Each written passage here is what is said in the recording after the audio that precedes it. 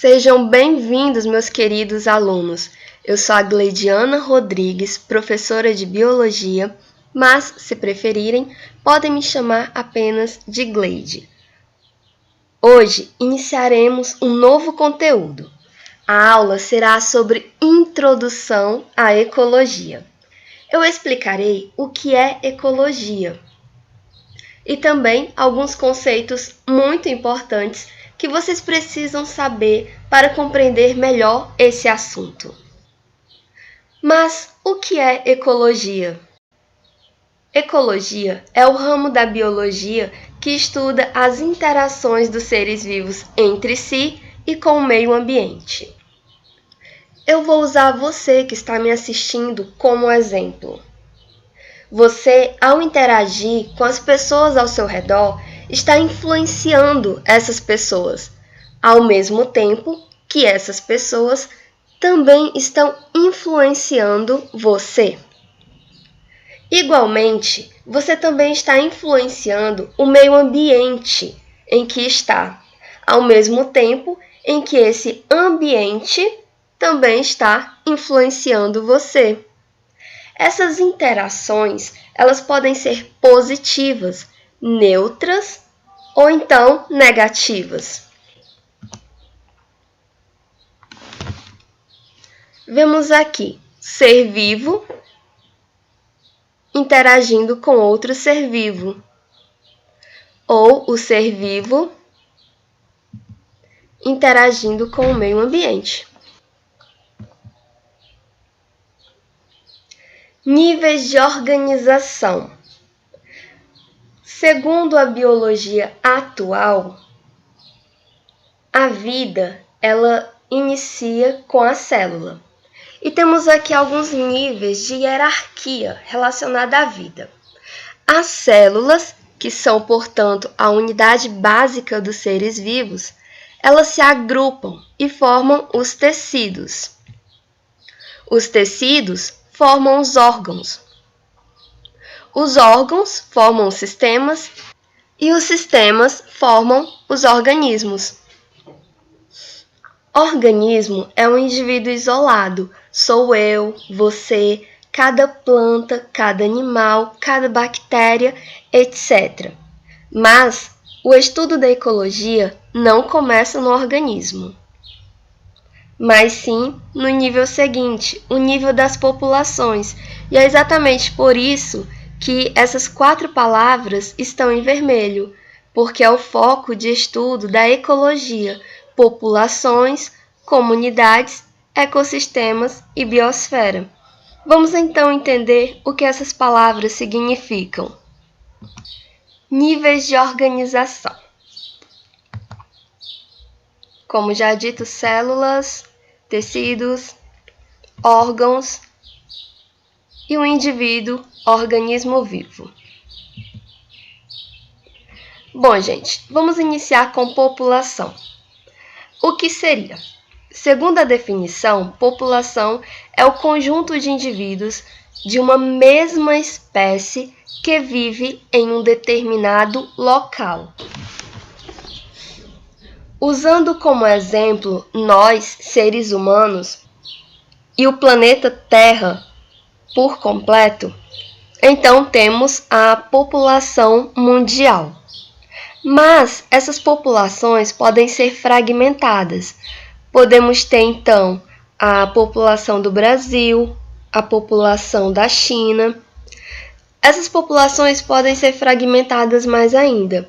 Temos, então, a população do Ceará, a população de São Paulo, ou menos ainda, que são as populações das nossas cidades, ou menos ainda, grupos de pessoas em um determinado lugar, também formaria uma população menor. Ou seja, são seres da mesma espécie, em um mesmo lugar. Simples assim.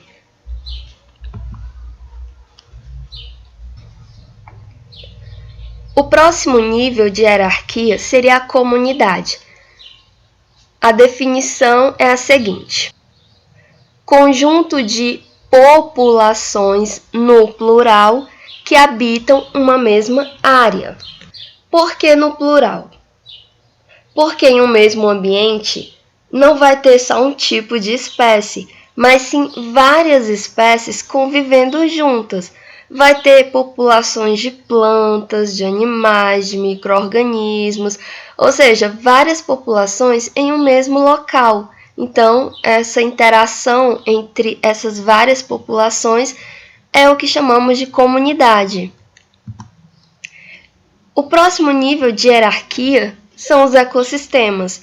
Isso porque essas populações, elas não interagem apenas entre si, elas interagem também com os fatores abióticos.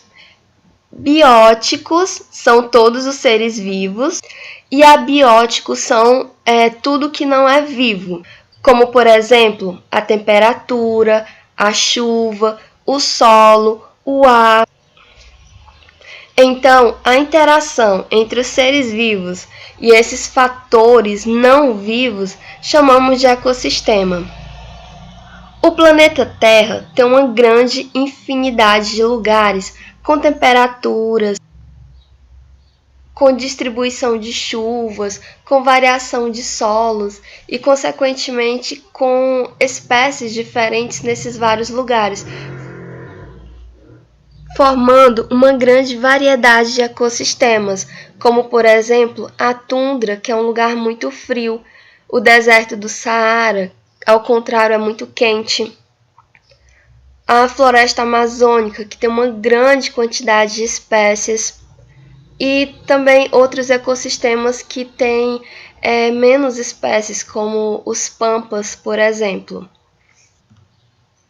O próximo nível seria a biosfera, que no caso seria o conjunto de todos os ecossistemas, formaria um grande conjunto que é a biosfera. Temos aqui uma imagem que ela simplifica muito bem o que eu acabei de dizer. Vamos usar como exemplo as girafas. Nessa primeira imagem temos a população de girafas, em que as girafas elas interagem entre si.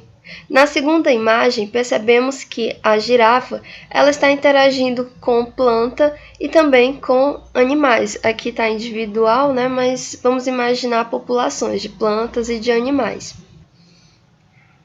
Na imagem seguinte, a girafa ela está interagindo com plantas, com animais e também com fatores não vivos, como a temperatura e o solo. E na hierarquia mais alta da vida temos a biosfera, com todos os seus ecossistemas juntos. Fatores ecológicos do meio. Eu acabei de explicar sobre isso, então eu vou apenas ler. Abióticos são os fatores não vivos ou físico-químico que interferem no desenvolvimento e sobrevivência dos seres vivos do local considerado. Como exemplo, temos a água, os gases, a luminosidade, os sais minerais, a luz, a pressão, a temperatura, etc. E os fatores bióticos são os seres vivos que habitam a comunidade local. Eles podem ser autótrofos ou heterótrofos. O que seriam os seres autótrofos ou heterótrofos? Os autótrofos são os seres produtores, pois eles são capazes de produzir a sua própria fonte de energia através da fotossíntese ou da quimiossíntese. Temos como exemplo clássico as plantas. Os heterótrofos são os consumidores e os decompositores. Estes, ao contrário, não conseguem produzir a sua própria fonte de energia e por isso precisam obter de outros seres vivos. Falaremos mais minuciosamente sobre eles nas próximas aulas. Outros conceitos fundamentais que vocês precisam saber. Habitat e nicho ecológico. No ensino médio, eu tinha uma certa dificuldade de entender a diferença entre os dois. Eu demorei muito para conseguir entender, mas agora eu percebo que era algo bem simples. Habitat nada mais é do que o endereço do ser vivo na natureza. Endereço entre aspas, não é? E nicho ecológico é a profissão, é o papel do indivíduo em seu habitat. Eu vou explicar melhor. Como assim endereço entre aspas? Vamos imaginar um leão. Onde você encontraria naturalmente, é claro, um leão? Resposta: nas savanas da África. Você não vai encontrar leões na floresta amazônica e nem no deserto do Saara, e muito menos na tundra, que é um ambiente gélido. Esses lugares, eles não apresentariam as condições necessárias para que os leões conseguissem sobreviver. Nesses lugares, os locais de abrigo seriam diferentes, os alimentos seriam diferentes, o clima e o solo seriam diferentes e talvez eles não conseguiriam sobreviver. Nicho ecológico, entre aspas, a profissão. Como assim a profissão? Bom, na natureza, os leões, eles são carnívoros. Eles caçam de dia e dormem à noite, e eles vivem em bandos, além de outras características. Então, todo esse conjunto de características comportamentais e alimentares de uma determinada espécie representa o seu nicho ecológico, representa a sua função, entre aspas, representa o seu papel naquele ambiente, naquele ecossistema. E então, turma, por hoje eu encerro essa nossa aula introdutória sobre ecologia. Espero que vocês tenham gostado. Assistam quantas vezes acharem necessário. Se tiver alguma dúvida, tiraremos essas dúvidas na próxima aula online. E deixo por aqui algumas questões para vocês responderem. E nos vemos nas próximas aulas. Tchau!